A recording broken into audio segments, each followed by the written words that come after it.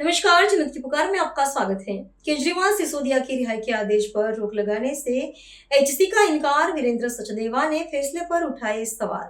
दिल्ली भाजपा के अध्यक्ष वीरेंद्र सचदेवा ने एक पत्रकार सम्मेलन में दिल्ली उच्च न्यायालय में लंबी तार्किक सुनवाई के बाद दिल्ली के पूर्व मुख्यमंत्री अरविंद केजरीवाल, पूर्व उप मुख्यमंत्री मनीष सिसोदिया सहित अन्य अभियुक्तों को निचली सीबीआई अदालत द्वारा शराब घोटाले में बरी किए जाने के विरुद्ध फायर याचिका को सुनवाई के लिए स्वीकार किए जाने का स्वागत किया है। दिल्ली भाजपा अध्यक्ष ने कहा कि झूठ एवं भ्रम का जीवन बहुत छोटा होता है और न्यायिक प्रक्रिया थोड़ी लंबी जरूर होती है। और दिल्ली में अरविंद केजरीवाल सरकार ने शराब घोटाला किया था, यह अब शीघ्र बहस के बाद दिल्ली उच्च न्यायालय में तय होगा। वीरेंद्र सचदेवा की पूरी बात सुन लीजिए। इस वार्ता में आप सबका स्वागत है। सत्य थोड़े दिन हताश हो सकता है, पराजित कभी नहीं हो सकता। ये हमेशा से एक ऐसी मुहावरा है जो हम सब ने बचपन से सुना पढ़ा है और आज फिर वो लगभग स्थापित हो रहा है। आज शराब घोटाले में, जिसमें पिछले हफ्ते अरविंद केजरीवाल एंड कंपनी ने बहुत खुशियां मनाई थी, उसमें आज न्यायिक प्रक्रिया आगे चली है। उस न्यायिक प्रक्रिया में कुछ नए कदम उठे हैं। उस सबको लेकर के भारतीय जनता पार्टी का वक्तव्य हमारे दिल्ली भाजपा के अध्यक्ष श्री वीरेंद्र सचदेवा जी आपके समक्ष रखेंगे। मैं माननीय अध्यक्ष जी से अनुरोध करूंगा कि वे प्रेस वार्ता को प्रारंभ करें।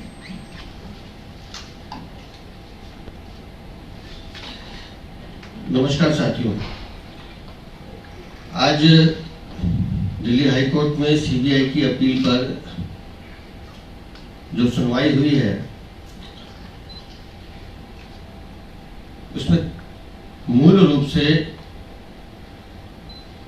ट्रायल कोर्ट ने किस तरह से साक्ष्यों की अनदेखी की थी, उसका उन्होंने पूरा विस्तृत विवरण दिया है।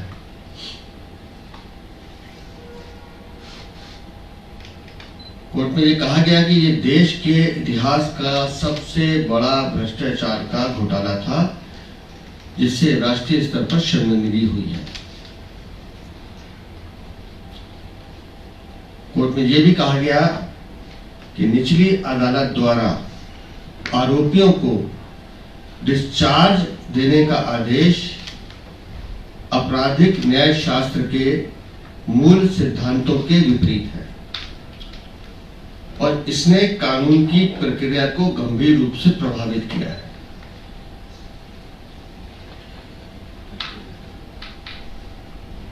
वहां यह भी कहा गया कि डिस्चार्ज के आदेश पर साक्ष्य पर अदालत ने जो इवैल्यूएशन ऑफ एविडेंस कर दिया, वो उस चरण पर नहीं किया जाना चाहिए था। ये तो जब मुकदमा चलता है तब ये सारी डिस्कशन आती हैं। और पिछली कोर्ट के ऑर्डर को जो सीबीआई के वकील साहब ने कहा कि यह आदेश वास्तव में बिना ट्रायल के आरोपियों को बरी करने जैसा है। आरोपी मतलब अरविंद केजरीवाल, मनीष सिसोदिया आदि आदि। यह शराब घोटाला एक संगठित अपराध का मामला है, एक संगठित षड्यंत्र का मामला है और षड्यंत्र कभी भी खुलेआम नहीं रचा जाता, ये हिस्सों में रचा जाता है। लेकिन दुर्भाग्य से उस ट्रायल कोर्ट ने उन सब पहलुओं को नजरअंदाज किया। अगर एक सवाल जो हम बार बार पूछते रहते हैं कि शराब नीति में बदलाव क्यों किया गया,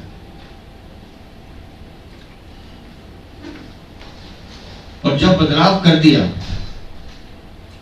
और जब उसका राजनीतिक विरोध हुआ तो आपने वो बदलाव वापस, शराब नीति वापस क्यों ली, इसका जवाब अरविंद केजरीवाल, मनीष सिसोदिया आज तक नहीं दे पाते हैं। अब मैं आपको थोड़ा पुराना लेके चलता हूं। हम सब जानते हैं मनीष सिसोदिया, जिन्हें उस पूरे प्रोसीडिंग में A8 नंबर दिया हुआ है, उन्होंने अपनी पार्टी को फायदा पहुंचाने के लिए प्राइवेट पॉलिसी, एक एक्साइज पॉलिसी बनाई, प्राइवेट पार्टी को साथ लेकर। 31/12/2020 से लेकर 21 जनवरी 2021 तक जनता से सुझाव मांगे गए। अब सुझाव के नाम पे क्या हुआ कि गवाह संख्या 92 इस ऑर्डर में लिखा हुआ है जो सीबीआई ने दर्ज किया है। गवाह संख्या 92 जाकिर खान फर्जी सुझाव ईमेल के आधार पर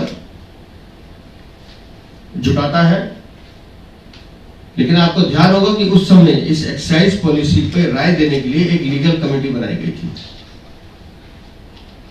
जिसमें ऑनरेबल जस्टिस रंजन गोगोई साहब, के.जी. बालाकृष्ण साहब, मुकुल रोहतगी साहब, उन सब ने अपनी एक राय दी थी।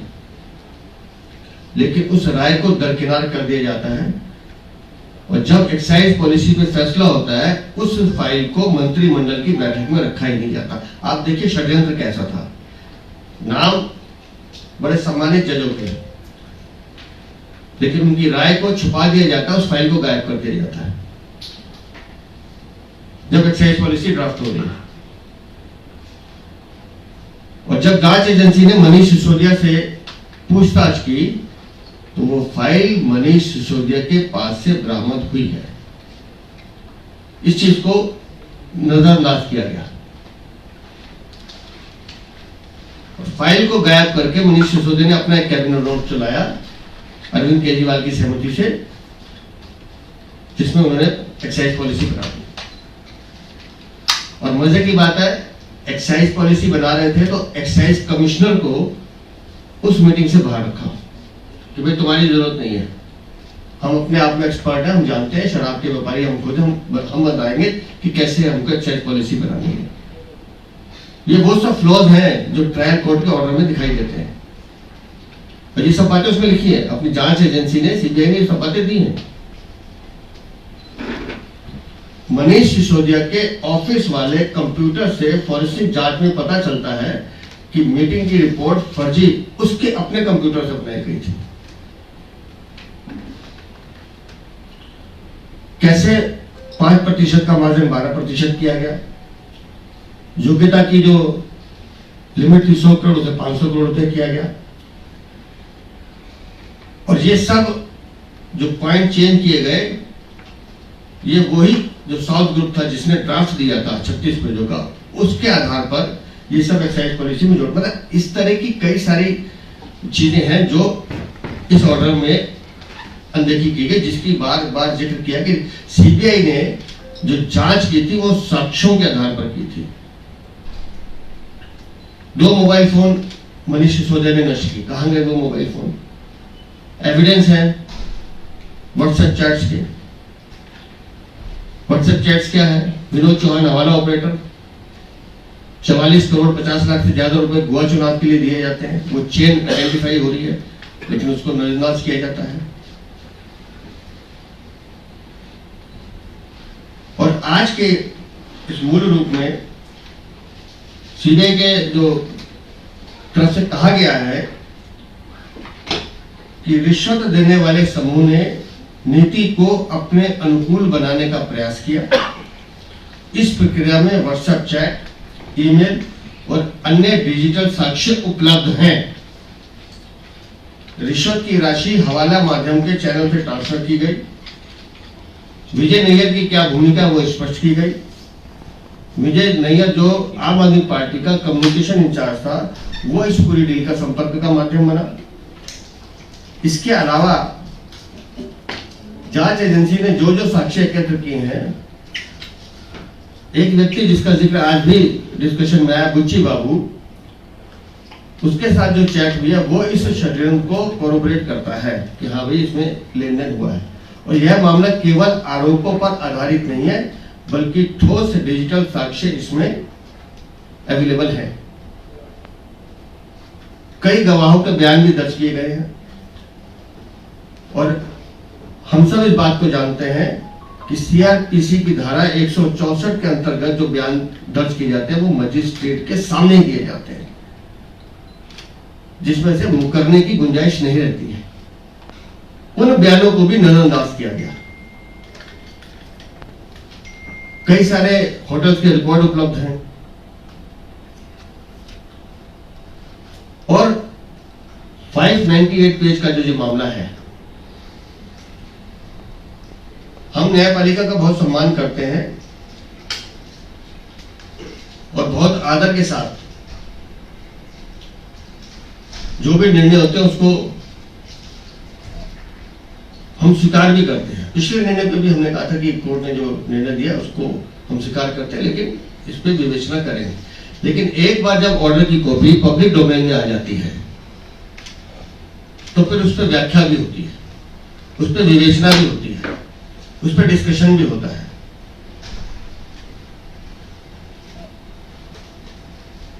और आज जो सबसे बड़ा महत्वपूर्ण फैसला जो माननीय हाईकोर्ट की तरफ से दिया गया है कि जांच एजेंसी के खिलाफ इस निर्णय में जो टिप्पणियां की गई थी उस पर स्टे लगा दिया गया है, जरूरत नहीं थी उसकी। और साथ ही साथ यह भी स्पष्ट किया है कि इस आदेश का प्रभाव ईडी की कार्रवाई पर नहीं पड़ेगा।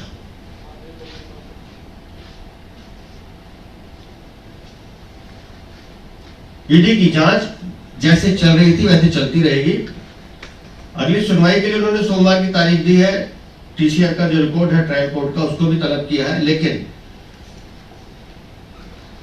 मैं एक बात को आज स्पष्ट कर रहा हूं कि इस जजमेंट को एक बार सब पढ़िए। कई सारे ऐसे फ्लॉज हैं जो मुझे लगता है गलती से छूट गए हैं, नजरअंदाज कर दिए गए हैं। शराब घोटाला, इतना बड़ा घोटाला with digital evidence, with evidence, WhatsApp chats, जिसका जिक्र आज की उसमें भी आया है कि कैसे एक ग्रुप बनता है। उस ग्रुप का नाम होता है HCMAK, हमारा CMAK। कैसे उसमें 10 का नोट ट्रेवल होता है और वो 10 का नोट मनीष सिसोदिया अरविंद केजरीवाल के मोबाइल में दिखाई देता है और उसी 10 के नोट से हवाला चैनल के थ्रू वो जो नंबर उसमें होता है पैसे ट्रांसफर। ऐसे कई सारी चीजें हैं जिनको और देखने की जरूरत है। अब मामला हाईकोर्ट के संज्ञान में है और आज मुझे खुशी इस बात की है कि उन्होंने खुद इस बात को कहा है कि फिलहाल जांच एजेंसी की जो भी जांच एजेंसी पर टिप्पणियां की गई थी उस पर स्टे लगाते हैं और ईडी की कार्रवाई चालू रहेगी। मुझे लगता है कि जैसे जैसे ये आगे प्रोसीडिंग होंगी, अरविंद केजरीवाल, आम आदमी पार्टी, मनीष सिसोदिया, दुर्गेश पाठक या बाकी लोग जितने भी इसमें इन्वॉल्व हैं, ये सब अपराधी हैं, इनको सजा मिलेगी, ये निश्चित ही है। आपके कोई प्रश्न?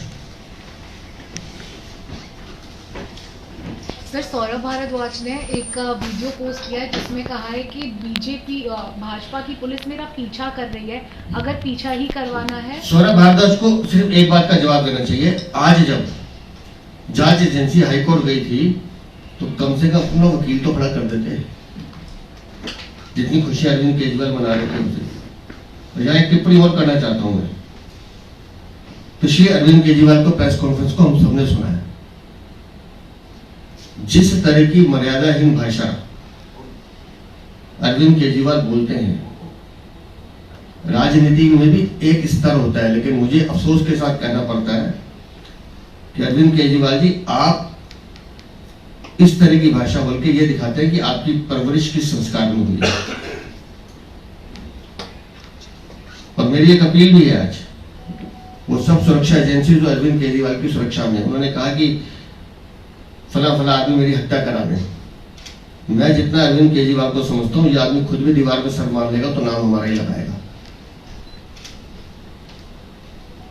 तो इसलिए आज की जितनी भी प्रोसीडिंग्स हैं वो मुझे लगता है कि जांच एजेंसी ने जितने साक्ष्य रखे आगे आने वाले समय पे आप सबके सामने आएंगे और शराब घोटाले मामले में जो दोषी हैं उनके खिलाफ कड़ी कार्रवाई होगी। जिस ऑर्डर का अभी आप सवाल खड़ा कर रहे हैं, इसी ऑर्डर का हवाला देकर सीधे राज्यसभा में शून्यकाल में एक नोटिस दिया दिल्ली का चुनाव रद्द करने के लिए। उन्होंने आरोप लगाया कि जो फर्जी केस में हमारे नेताओं को फंसा के और चुनाव में आज जब माननीय हाई कोर्ट ने जांच एजेंसी पे की गई टिप्पणियों पर स्टे लगा दिया है, तो आप समझ लीजिए कि कितना बड़ा एक तरह से संदेश दिया कि जांच एजेंसी पे आप इस तरह की टिप्पणी। और मैं तो इस कोर्ट के आदेश को भी, हम भी तो यही कह रहे हैं ना कि इस कोर्ट के आदेश में बहुत सारे फ्लॉज हैं, और जैसे जैसे इसकी विवेचना होगी हाई कोर्ट अपना निर्णय देगा। और हाई कोर्ट जब कोई चीजें कोर्ट के प्रोसीडिंग में चल रही हैं तो उस पर संजय सिंह राज्यसभा में क्या बोलते हैं वो कोई मायने नहीं रखता, निर्णय कोर्ट ने देना है। और हम भी ये कह रहे हैं कि अपराधियों को सजा मिलेगी। अब उसमें संजय सिंह है, मनीष सिसोदिया, अरविंद केजरीवाल है, दुर्गेश पाठक है, जो भी है XYZ, वो सब प्रतीक्षा करें। सर, आपने स्टे का जिक्र किया है कि आप कोर्ट के ऑब्जर्वेशन में इस बात का इशारा मिला है कि स्टे लग गया है? नहीं, स्टे उन्होंने लगाया है टिप्पणियों पे, जो CBI के अधिकारियों पे टिप्पणी की गई थी ट्रायल कोर्ट द्वारा, उस पे उन्होंने स्टे लगाया है। एक्विटल पे स्टे किया है। इस पे स्टे मांगा ही नहीं गया जांच एजेंसी ने। जांच एजेंसी ने कहीं स्टे नहीं मांगा। जांच एजेंसी ने कहा है कि भाई ये चीज है, इसके खिलाफ कार्रवाई होनी चाहिए, ये हमारे साक्ष्य हैं, इस पे आप अपना निर्णय दीजिए। और ईडी जो अपनी कार्रवाई कर रही है उस पर रोक ना लगे। तो वो माननीय कोर्ट ने कहा कि जो अधिकारी के खिलाफ टिप्पणी की गई है इसमें उस पर स्टे लगाया जाता है। जो CBI के बारे में कहा है वो नहीं, उस पर स्टे लग गया है और ईडी अपनी कार्रवाई चालू रखे। तो इसका मतलब सीधा सीधा ये है कि जांच अपनी गति से काम कर रही है, जो अपराधी हैं वो बचेंगे नहीं। आपने एक और बात कही कि उनका वकील नहीं आया, तो इज इट डेलिब्रेट कि अगर उनको सुने बिना ऑर्डर पास हो जाता? देख, ऑर्डर तो पास हो नहीं सकता ना जी, अभी तो सुनवाई चल रही है। लेकिन आप इसका आकलन आप खुद कीजिए कि जिस मुद्दे को लेकर पूरी पार्टी जश्न मना रही थी, आज जब उस मुद्दे पे हाई कोर्ट में डिस्कशन हो रहा है तो आप गायब हैं, तो आप समझ सकते हैं कि आप इनकी तैयारी क्या है। अगर आपने हमारा अभी तक चैनल सब्सक्राइब नहीं किया है तो कृपया चैनल सब्सक्राइब कर लें, लाइक करें, शेयर करें, कमेंट करें। तो मिलते हैं फिर किसी और खबरों के साथ। नमस्कार।